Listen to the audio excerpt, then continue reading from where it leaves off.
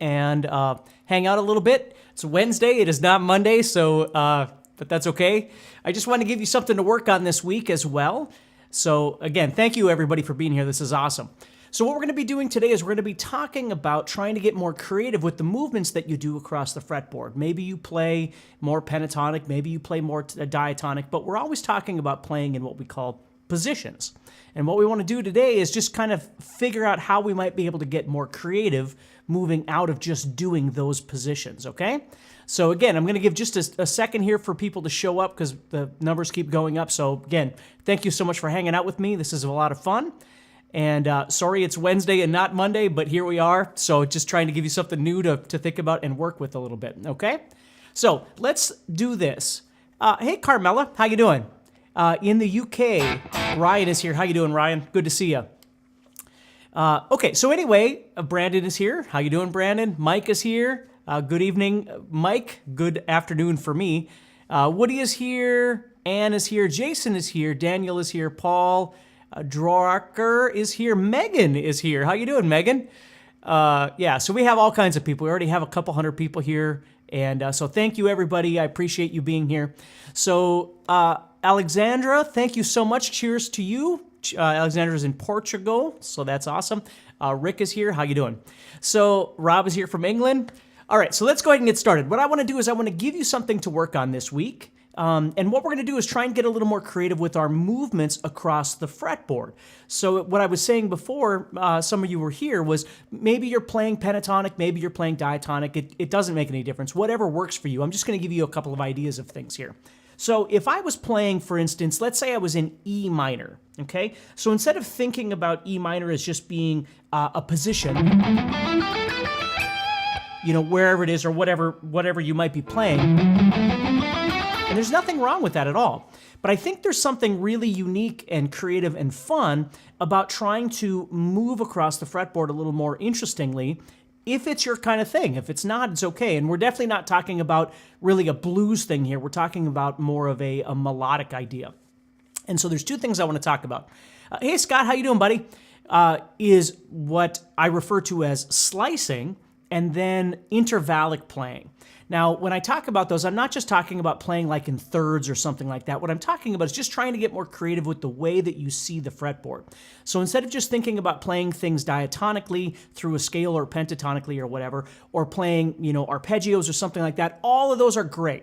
Don't get me wrong.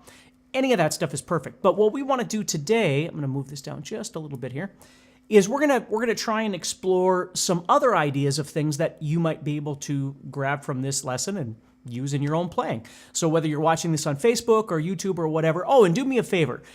If you get a chance, let somebody know about my channel or GuitarZoom or whatever, and let them know about the courses or the website or whatever, and I would sure appreciate that. So anyway, let's take a look at this. So let's say I'm starting on E minor, okay? And I'm going to play this. I'm going to go to the 7th fret here on the 5th string, and I'm going to play 7, 5, 4. Which is the beginning of what we call a triad. It's a minor chord. It's the E minor chord. But my point is, instead of playing the scale itself, what I'm doing is I'm cutting through that scale. Now, it's creating what we would often look at as being an arpeggio. So now what we're going to do is we're going to take that same idea and we're just going to finish this off by going up the rest of the guitar like this. So what I'm playing there is 7, 5, 4, and then 5, 3, 7. Just in case you watch this later and you want to come back and get some of these ideas. So nothing crazy going on here. So I'm playing 7, 5, 4, and then 5, 3, 7. Okay, so now what we could do is we could start looking at maybe trying to add something different into here. Maybe I do something like this, and I add in the 7th fret of the 3rd string, and you'll notice that it sounds different. So now all of a sudden that standard arpeggio that we would normally play has now been expanded. Hey, Jerry. Jenra is here. Drum School Fred Landcamp is here. David is here. Hoof Beat Guitar is here. Very cool. Francesco is here. Thank you, everybody. This is awesome. So if you notice in adding in that new note, all of a sudden it sounds a little more colorful.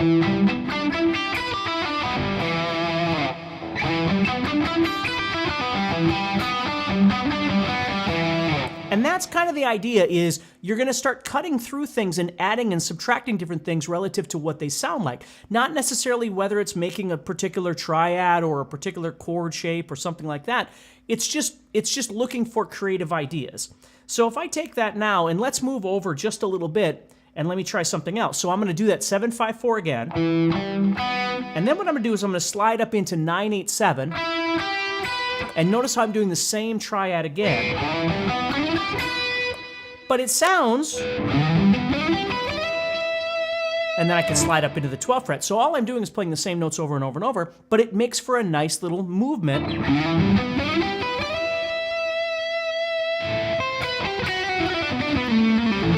Across the guitar to do something interesting. So that's one thing you could do. Let's now move over just a little bit. I'm going to put my middle finger on the 7th fret, which is E. And this time what I'm doing is I'm visualizing, this is what I'm seeing, is 5-7-9, 5-7-9, 5-7-9, and then 7-8-10, 7-8-10. So those are the notes of the E minor scale right there. So that's what I'm visualizing. Now I have my notes of my E minor chord right here. Okay? And so I want to kind of visualize those as well. Josh says, I'm a premium member. How do you feel about finger picks? I've never really been much into finger picks, Josh. I tend to just use my fingers when I finger pick versus using actual finger picks. So that's how I normally do it. But if it works for somebody, there's amazing players out there that use finger picks, for sure. Okay, so anyway, let's keep going. So now what I'm going to do is I'm going to take and I'm going to cherry pick from that shape that I just showed you. Right out of there, I'm going to play something. Just pick some things, and I'm going to play more what I'm going to call intervallically. So it's not a straight arpeggio, it's not a straight scale, it's just something in between. And this is something that you can explore. So what I'm going to do is I'm going to go 7, and then on the next string I'm going to play 5, and then the next string I'm going to play 9. So again, I'm skipping around. So I'm playing that 7, the next one's 5, the next one's 9, the next one I'm going to play 7 and 8. So there's always an underlying theme with this intervallic playing, and that is comfortability. I want to make sure that when I'm doing this, it feels comfortable, okay? My fingering is comfortable as I move across the fretboard, and I'm going to connect to another idea. Whatever it is I'm doing feels good. So as I play... There I'm going to 7 and then 10. And then I can slide up back into that 12 and I'm back on E again. And I use a lot of that kind of motion as I'm moving around the fretboard. Now again, that doesn't mean that you can't use that kind of stuff too, because that's great as well, but that's not what we're talking about today. We're just thinking about different ways of moving around creatively.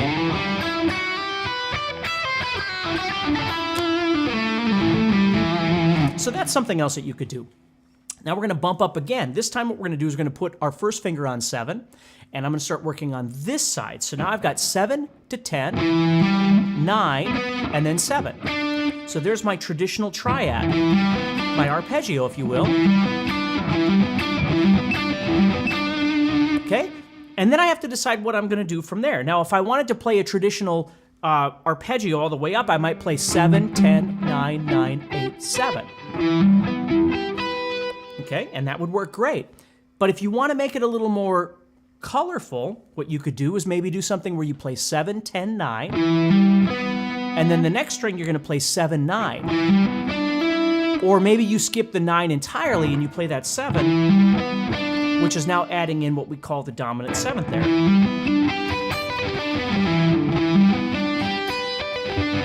And maybe you do that and it still stays comfortable to execute with your fingers, you see? Now I'm going to keep going though. I want to take that original idea of doing 7, 10, 9, 7, and this time what I'm going to do, and I do this all the time, I'm going to reach out to the 11th fret with my pinky. Right there.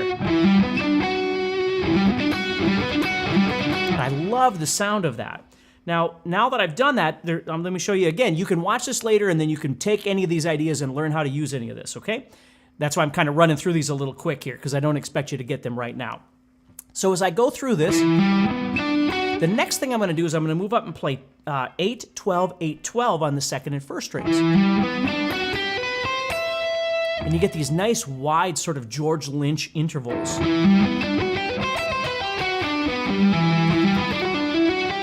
And then sometimes what I'll do is this, where I have this 7 and 11 here, I'll add the 9 in between,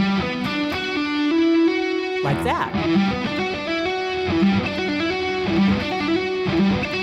And then I'll finish it off with that 8 and 12.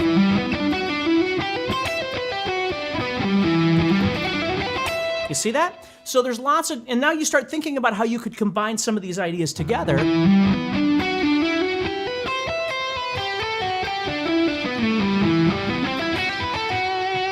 You see, you could go all over the place with this sort of thing. Let's see here. Joanne, hello from Alpine, California. Kurt is here from Winnipeg, Manitoba. Paul is here from the UK. How you doing? Jason is here. That F sharp on the 11th fret sounds gorgeous, Jason says. Yeah, and that's the thing is we always need to remember that when we're playing scales for a creative purpose, a solo, a melody, whatever, the notes can provide us with these unique and wonderful colors of sound. Not just, you know, and don't get me wrong, there's nothing wrong with playing something like that. Like if you're going, and you want to play something that's faster and add that energy, I think that's wonderful. I just try and contrast ideas. So if I did something like that, now I'm going to follow it up with something else. That's where I might do something that's a little more, intervallic in nature. And again, when I say intervals, I'm not just talking that kind of playing. I'm just saying leaving more distances between some of those notes, if that makes sense. Okay, now this is something I want to show you I think is pretty cool. So if I keep going with this idea, I'm going to switch it up just a little bit, and again, you'll be able to watch it later. Okay, I'm going to start off with the 7, 9, 10, 7. And then I'm going to do my pull-off, like I did before, but this time what I'm going to do is I'm going to slide up to the 12th fret. So now it's shifting me up a little bit to do something else. So now that I'm on the 12th fret, I'm going to continue on by playing a 10 and an 8, like this. Now that 8's going to sound a little bit dissonant there, but I'm going to resolve it by going to the 12. Now I wouldn't have to do that turnaround. If you just wanted it to flow forward, you could do that and it would sound really nice. Okay? So either way, now when you get up here, you could do that same idea. So watch, if I start off like this, I could do the same thing in either position or both positions, or not do it at all. Now I'm going to move up to 14, okay? And then I'm going to come back to that 10 and drop down to 12 and 14. Now these are just shapes that I tend to use, and again, I'm not trying to overburden you here. You can always come back and watch this and grab some of these ideas.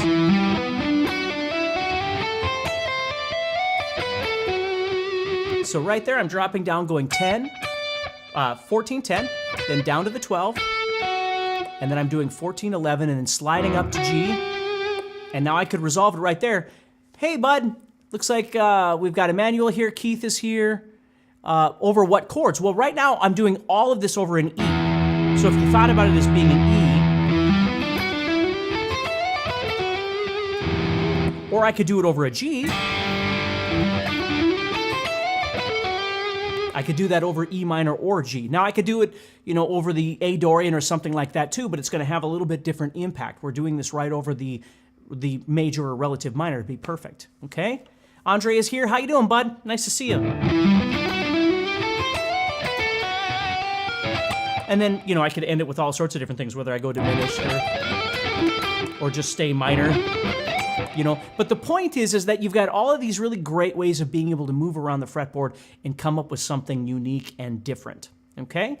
So I'm going to give you one more. I don't want to waste too much of your time, so I'm going to give you one more. I'm going to head up here to the 10th fret this time, so I'm not starting on E this time, okay? I'm going to start up here on G, and I'm going to play 10, 14, 12, 11, 14.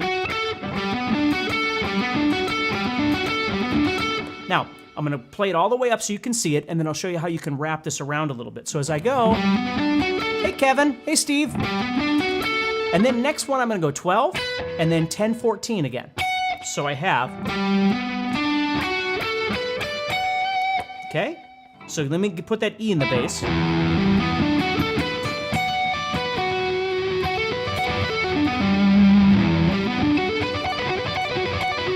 Now, you might want to repeat some of the things in here if you are more of a sweep kind of player. You could do any of those kind of things as much as you want to fill out a little more space.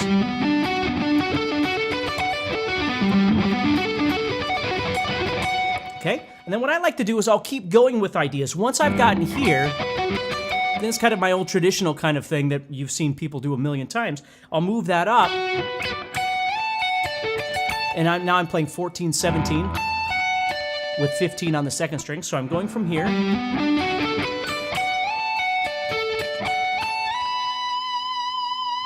You know, there's all kinds of different ways that you can do this. So the point is if you come back and watch this later, okay, and you see some of these things and you go, oh, that's kind of interesting, you don't have to do it exactly the way I'm doing it.